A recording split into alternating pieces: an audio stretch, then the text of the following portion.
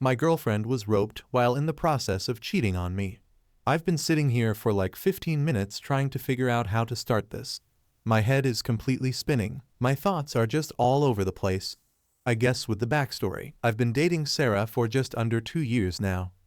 She has a close friend, John, who she's known since she was a child. I never liked him. He was always a little creepy, blatantly flirted with Sarah for the entirety of our relationship, and made occasional passes that I was not comfortable with. Cut to like 2 weeks back, Sarah and I were invited to a gathering party by a mutual friend. I had a workshop for work that night, so I couldn't attend, and with current circumstances, I was never inclined to go anyways. I didn't want Sarah to go either, but she was very adamant, and I guess I just didn't want an argument, so I said fine. We ended up running into John later that day, and he mentioned the same party and asked us if we had been invited as well. My girlfriend told him she was going, but I wasn't, and he got this weird smile on his face and said something along the lines of, "If you're going, I guess I have to go." Just something about his smile and the way he said it really rubbed me the wrong way. Plus, I didn't want to be possessive, but the idea of the both of them together all night at a party did not sit well with me. After we got back to our apartment, I told her a bit more firmly this time that I'm not comfortable with her going to the party, especially with him there. She told me I was overreacting and shut down the conversation. At that, I'm sure most of you can figure out where this is going. I went to the workshop, and she went to the party. It got to be like 2 a.m., and she hadn't gotten home nor was answering my calls. Naturally, I was incredibly worried. About an hour later, one of her friends called me and told me she was found unconscious at the party and driven to the hospital. She was roped by John. After spending 2 days, including that night, at the hospital and talking with the police, I took her home.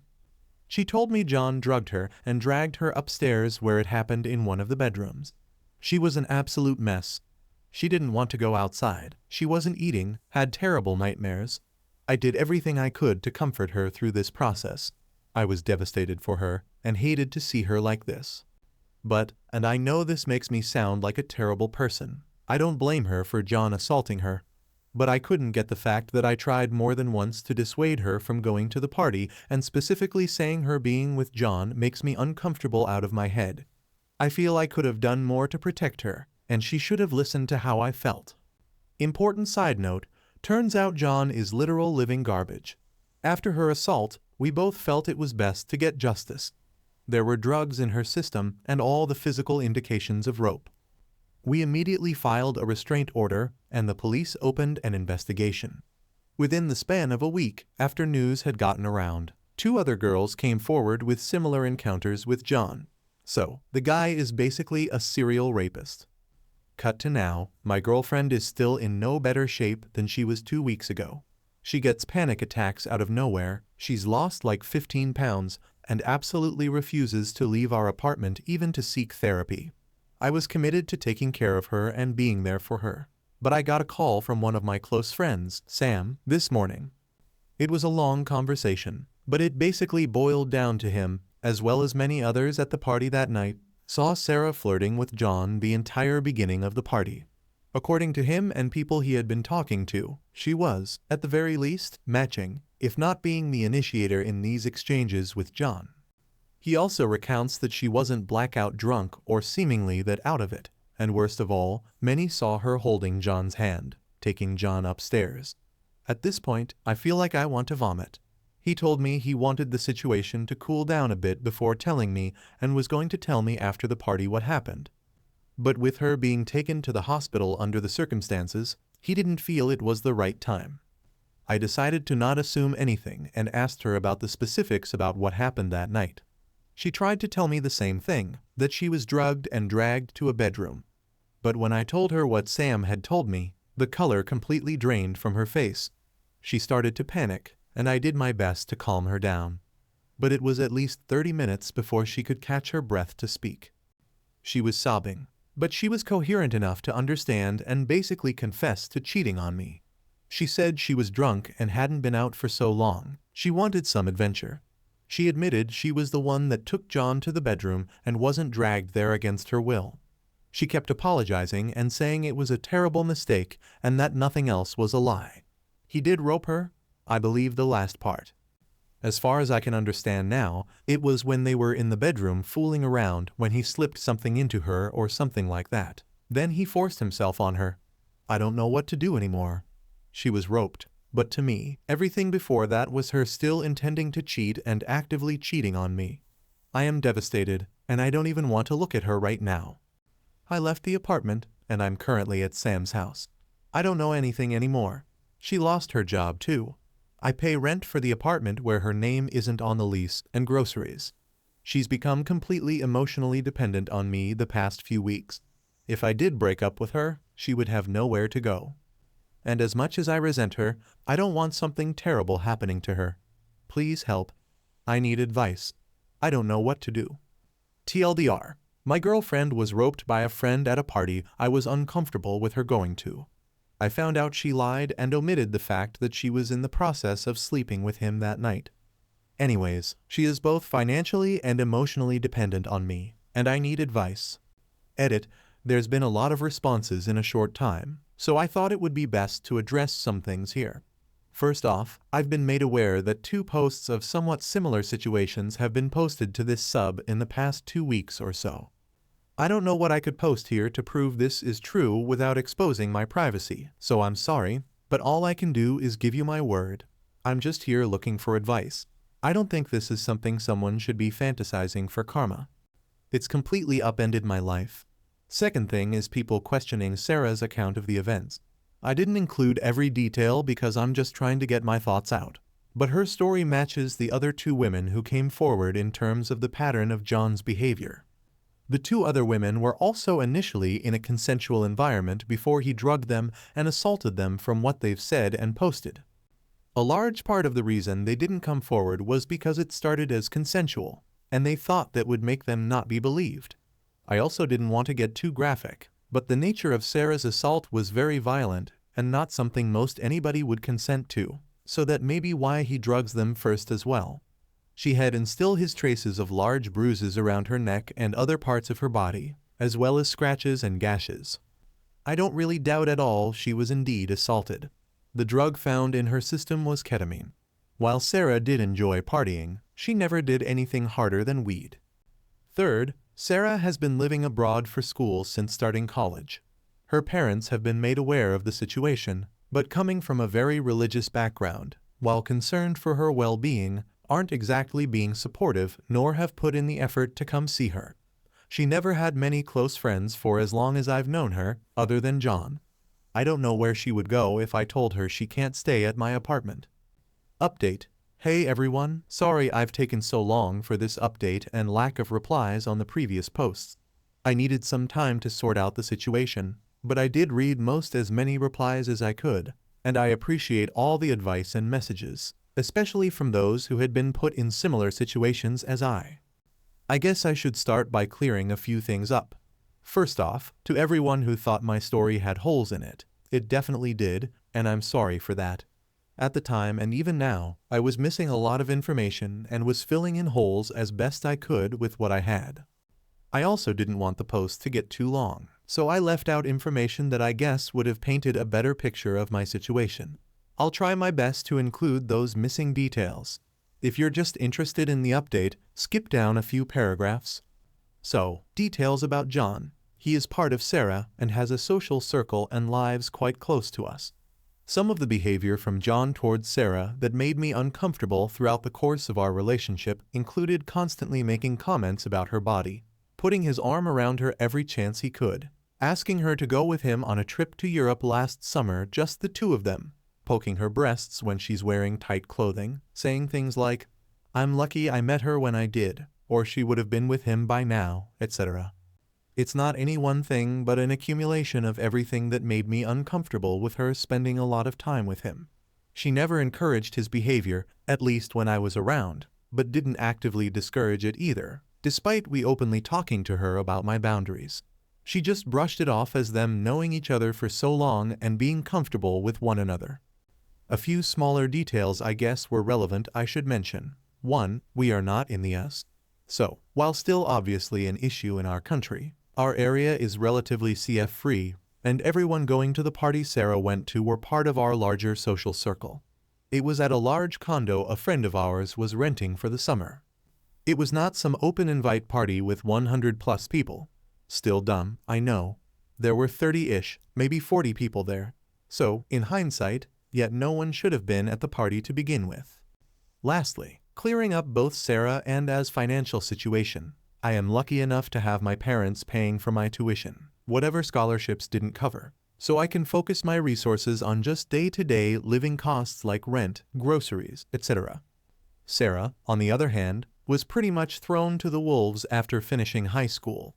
Her parents, like I stated in my edit, are very religious and very controlling.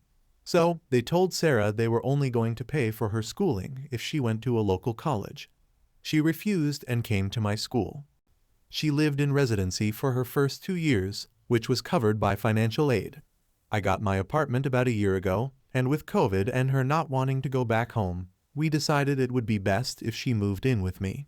Her finances are basically completely tied up in tuition and student loans, so I offered to keep paying full rent despite her living with me full-time. Actual update. Oh boy, I wish I could say things have gotten more clear in the past week, but honestly, it's been a total cluster of CK, and it's only gotten worse.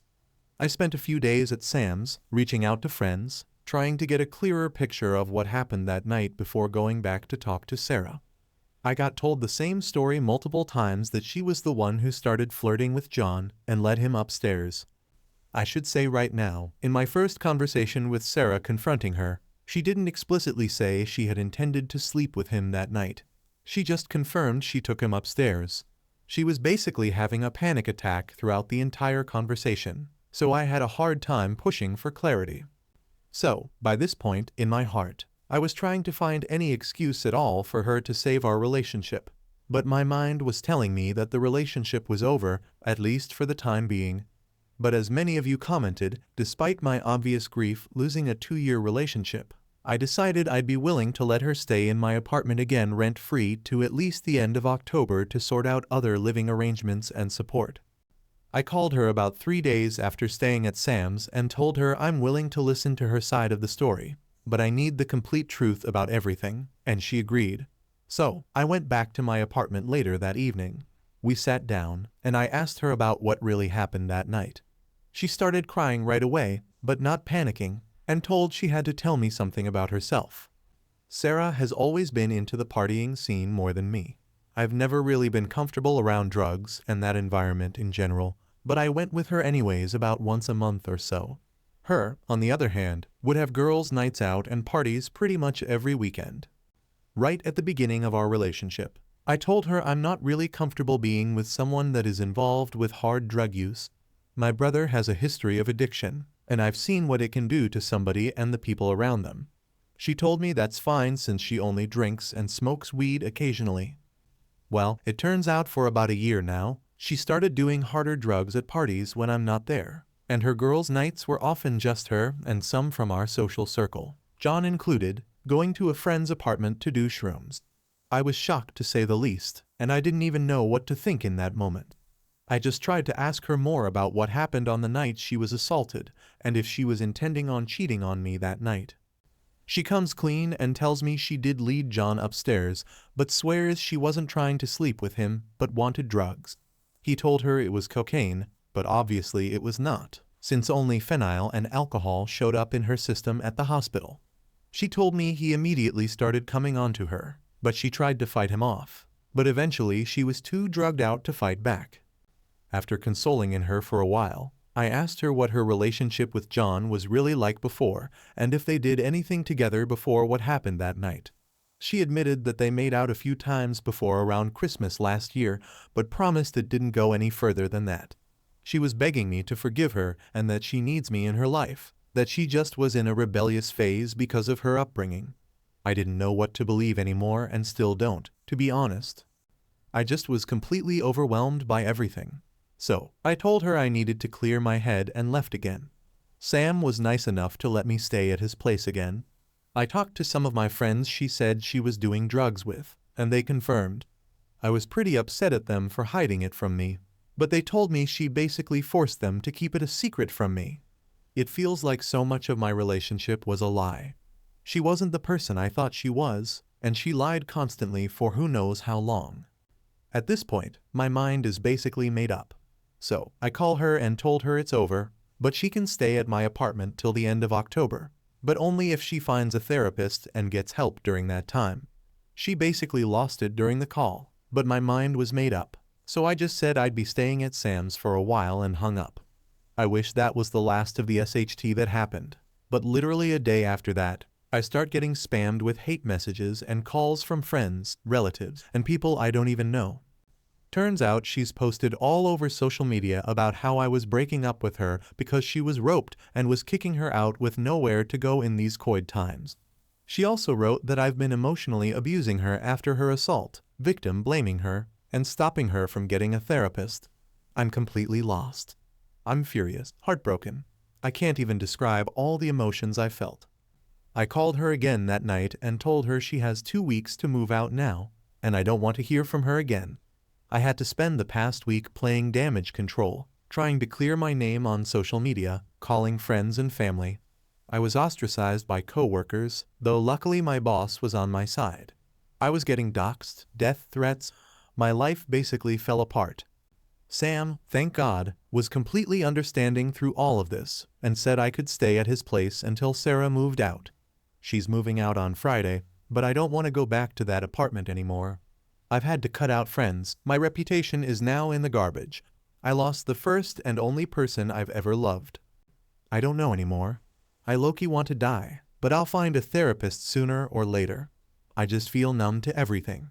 I don't even know if I'm right or wrong in this situation anymore. I hope I haven't rambled on too much. I know this post is really long, but thank you really for everyone who showed support in the last post. It meant a lot. TLDR, girlfriend lied to me about the night she was roped. Turns out she was with him that night to get drugs, had been doing hard drugs behind my back for months, cheated on me with the friend that ended up assaulting her, and then lied on social media about how I had been emotionally abusing her after my best effort to support her, causing my life to fall apart. Edit. Someone's comment made me realize she was still lying to me. The second time I talked to her, she changed her story about what she was drugged with, and I didn't even realize. I was not told by the hospital what she had in her system, and I'm not very knowledgeable on drugs in general. All that information I had came from Sarah. I don't even know if she was drugged against her will at all at this point. God, I'm doubting everything now. This is not the person I thought she was. I don't even care she's out of my life now.